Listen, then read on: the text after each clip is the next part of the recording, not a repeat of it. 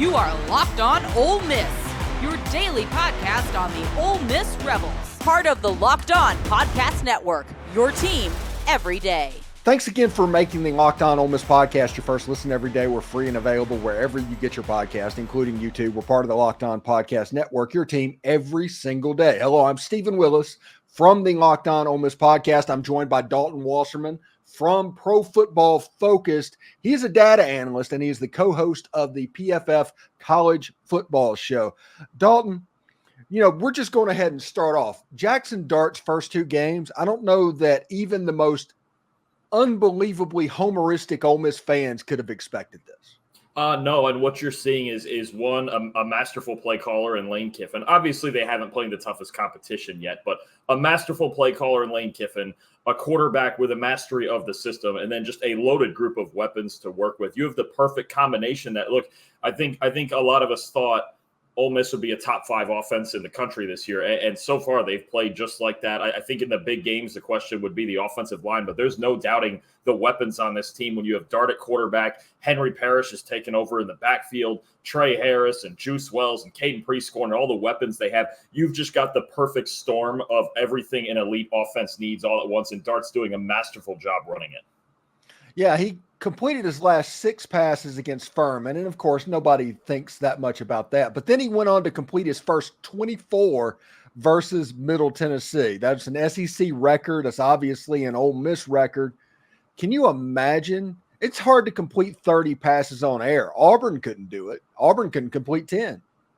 Yeah, no, I mean, honestly, it just shows you, I think, just the level of in sync that they are at the beginning of the season. And we've seen from certain teams and some even big name teams that they're not in sync to start like that. They're struggling to score points. Even a team like Oregon, who some people thought would have the best offense in the country, they're not in sync offensively right now. And for Ole Miss to get in sync this quickly. And you know what I like, even though Dart's completing all these passes, is they come out against Middle Tennessee and they ran the football early. They want to, Lane Kiffin wants to set up the entire offense. So it's not just Jaxson Dart going out there from the first play and going, oh, I'm trying to win a Heisman. They're running this system as they should. They're running their basic concepts, the first day one systems that they put up, concepts in their system that they put in.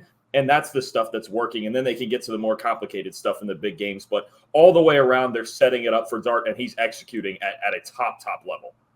But it isn't just Dart, as you just said. Who are some of the other names on the Ole Miss roster that's getting kind of some PFF love right now?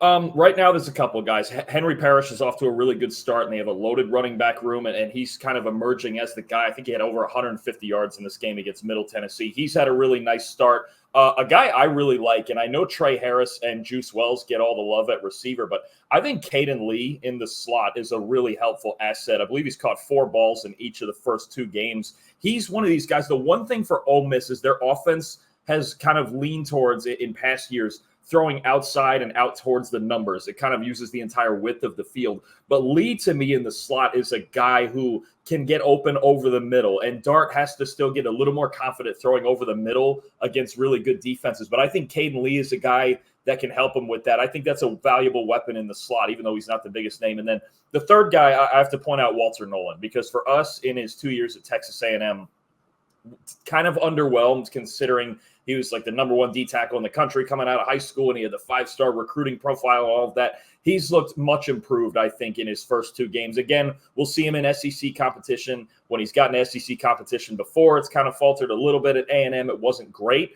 But if he's better, and obviously Princely Umanmielen has been fantastic too, but you knew he would be. He was so good at Florida, and that was just such a great pickup for them. But Walter Nolen in the middle, if he's actually improved this year, can make a big difference in the middle of the defense.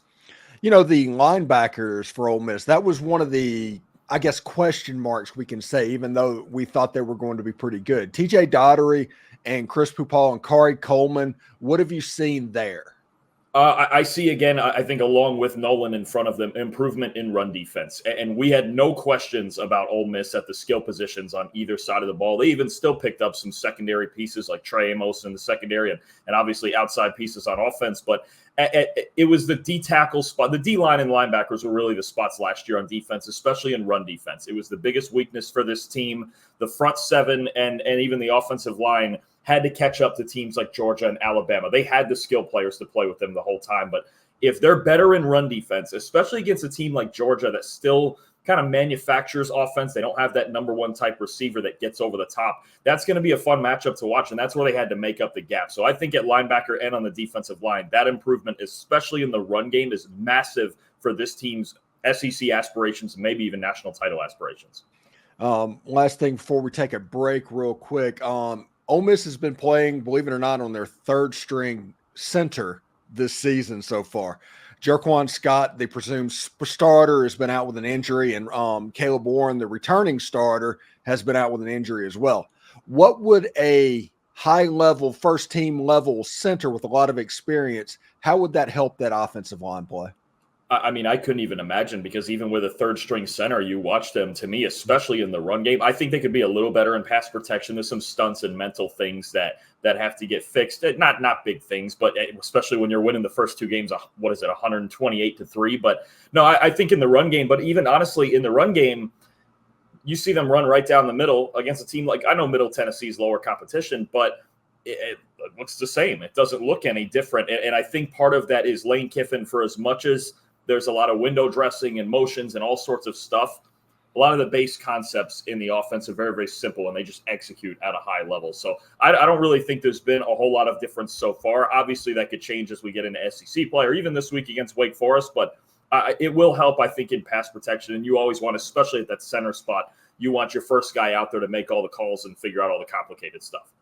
Thanks again for making the Locked On Ole Miss podcast your first listen. When we come back, we are going to move into the weekend game in this very special episode of Ole Miss versus Wake Forest, right in between Dawson's Creek and Smallville on the CW. We'll talk about that in just a second. You know, Game Time is your place to get Ole Miss tickets. They have killer last-minute deals, all-in prices, views from receipts, and their lowest price guarantee. They take the guesswork out of buying Ole Miss tickets. This Wake Forest game is sold out, so your opportunity to get in that stadium, if you're in Winston-Salem, is a place like Game Time. They have the lowest price guarantee, event cancellation protection, job loss protection. Again, they take the guesswork out of this. And with this being the most anticipated football season in Ole Miss football history, I might even be able to help you out with tickets as well.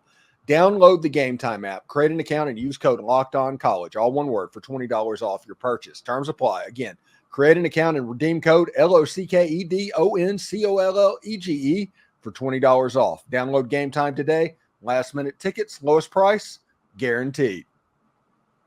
You heard us talk a lot about FanDuel. It's America's #1 sports book. We have something a little bit different for you. Right now, through September 22nd, all FanDuel customers can bet $5 and get a 3-week free trial of NFL Sunday Ticket from YouTube and YouTube TV. Then, with a YouTube TV base plan, you'll be able to watch every regular season game on Sunday afternoon that is out of market. All you need is a Google account and a current form of payment. You can cancel at any time. Maybe you want to bet on Ole Miss minus 23.5 versus Wake Forest, or maybe you're looking at that over-under of 63.5. That's calling your name. And if that's not enough, be sure to check out FanDuel's Profit Boost in the app and use it for FanDuel's Double Your Winnings for all Sunday 9:15 pregame money line bets. Profit Boost will be live starting tomorrow, 9/12. View your account page now to learn more about your boost. Just visit FanDuel.com/lockedon to download America's #1 sportsbook. Are you watching Fox Sports or ESPN on your TV all day and you have to turn down the volume with all of that shouting? Make the switch to Locked On Sports today. It's a free 24/7 sports streaming channel program for you every day to bring you the biggest stories without all of that screaming. Locked On Sports Today brings you can't-miss analysis, opinions, and news, all streaming 24/7 on YouTube or the free Amazon Fire TV channels app, part of the Locked On Podcast Network, your team every day. All right, Dalton, let's move on to this weekend's game against Wake Forest. And Dave Clawson met the media in his weekly thing, and he compared this Ole Miss team favorably to those national championship-era Clemson teams. How do you see this game playing out? Honestly, I think it's a very favorable matchup for Ole Miss. You look at Wake Forest coming off a really tough loss to Virginia, and Virginia's a game team, but Wake Forest had a late 13-point lead in that game that they gave up. And I think their entire offense is centered around their quarterback, Hank Bachmeier, and he's a good quarterback. And for us right now, he's got a grade of almost 90, which is at a borderline elite level, but they don't have another player graded on offense over a 75. So it's really based around him, and he's had a good career between Boise State and Louisiana Tech and now Wake Forest. He's a pocket quarterback who can make NFL level throws if he's got enough space in the pocket to make them. So it's centered around him making big throws and then kind of lifting up the rest of the supporting cast. So, the challenge is going to be for the Ole Miss secondary. Now we're going to see, we've talked about their front earlier in the show. Now we see their secondary having to defend against a quarterback who's going to make really good throws. He does. He's one of the more, I think he's one of the more underrated quarterbacks in the country. But the advantage for Ole Miss is that he's a true pocket quarterback, so there's not much of an option threat. And Wake Forest, even though they were ahead last week, they were still throwing the football. They don't have the most dynamic run game, and I think that's where you have to beat Ole Miss. So I think if you're going to get into a high-flying passing shootout between Bachmeier and Dart, I think you have to feel like you have the advantage with Dart and his supporting cast as opposed to Bachmeier with his. Yeah, and I'm still looking at what predictions and all that I'm going to make on this game, but I'm really liking Ole Miss to cover this line, but I also am a fan kind of the under, because I don't know if between them, if Wake Forest is going to score enough to that 63 gets hit.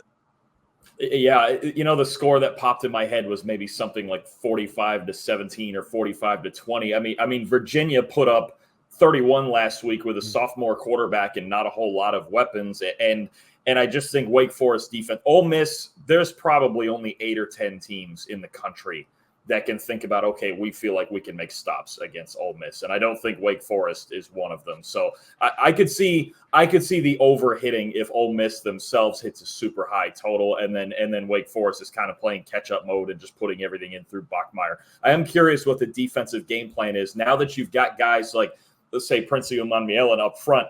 Do they have to blitz as much as maybe they did last year, or do they have to manufacture, or can they just send 3 or 4 and pressure Bachmeier that way? That's an interesting development for me now that you're playing a team that's a little bit of a step up with a pretty good passing game. How do they go about getting pressure?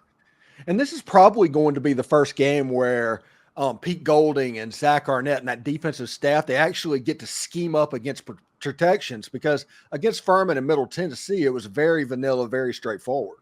Yeah, absolutely. And you want to scheme up blitzes and things like that against Bachmeier, because there's this for every quarterback, there's a difference. Obviously, pressure is always bad for a quarterback, but for Bachmeier, it's an incredibly stark difference between a clean pocket and when he's pressured. He's very much a classic pocket quarterback who doesn't want to move a whole lot, not a big rushing threat. So if you get around his feet, if you bother him, that's when he starts to make mistakes.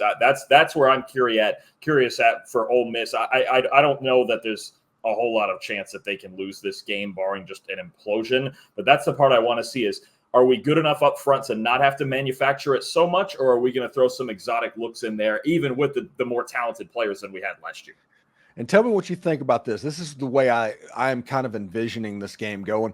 I think the most important players on Ole Miss's team against Wake Forest is going to be Juice Wells and Trey Harris. They're going to be important, but not because they're going to put up massive numbers. They're going to force Wake Forest to play cloud coverage, drop back multiple safeties, and Henry Parrish is going to be the person that rips them apart. Yeah, and there's 2 things about that. One, I always love, I went to FAU and I got to watch Lane Kiffin when I was down at FAU, and he's just such a masterful play caller at using he uses the entire 100 by 53 space of the field. So I saw a play last week where Trey Harris was lined up on the hash mark connected to the sideline, like 6 inches from the sideline. He will use every inch of space. And I think what that does too, you mentioned, it's a great point about Parrish and the run game, because last week that's what they did. Spread out Middle Tennessee 2 by 2 and then run right through the A gap, right up behind the center. It's a masterful just way that he uses space and alignments in his offense. And again, I think to your point about Wells and Harris on the outside, I'm telling you, the more I watch Caden Lee and watch him run routes, and just, he's not the biggest, he's not the fastest guy, but I think as the year goes on, he's going to get a lot of big first downs for this team, because that space is so open that, everything's leaning towards the outside with Wells and Harris, that you've got Lee and you've got Priestcorn on the inside with a lot of space to work with. Yeah, it should be quite interesting. Before I let you go today, I wanted to ask you, since you're the data guy, what are some of the trends and storylines with the new clock rules and all of this stuff going on? What are some stuff that maybe we haven't been paying attention to? I just think you just have the same thing where it's like, even though it's some teams still try to hurry up, but I think games are still won in the trenches. And I think you're seeing some teams with maybe struggling offensive lines and teams. I don't think either with the helmet communicators, at least I'd have to check this, but to my naked eye, it looks like teams have slowed the pace down a little bit. We only see now a team like Tennessee is still going to go at hyper speed because that's what they do. But I think the helmet communicators have changed things a little bit where the game is slowed down just a little. And you're seeing some teams that used to win because they were executing at such a high level at just a wicked pace, let's say 15 to 17 seconds between the play clock. I think coaches are really giving it a test about because the helmet communicators are on until there's 15 seconds left, about slowing down and trying to get in the right look. But I think some teams it may not be working for. I look at a team like Oklahoma that's really struggling on offense. And I think part of what made their offense so good is because they were working so fast and they were just constantly on you and executing their base concepts at hyper speed. I wonder how many teams stay in that and go back to the cue cards and how many kind of stay slowed down. But I do feel like I'm seeing not a slower pace, but just less plays. I'd have to look at the total numbers, but less plays and just a more methodical approach for some of these offenses. Because does it feel like we've seen less games that are, at least through 2 weeks, that are 65 to 50 and games that we used to get like that? And honestly, the other thing too, the 2-minute warning, it's something college coaches need to study because your entire game management process in each half has to be centered around it. So I think we saw it with Colorado against North Dakota State, throwing a fade ball when they didn't need to at all. That extra timeout changes the entire game and can change results of the entire game.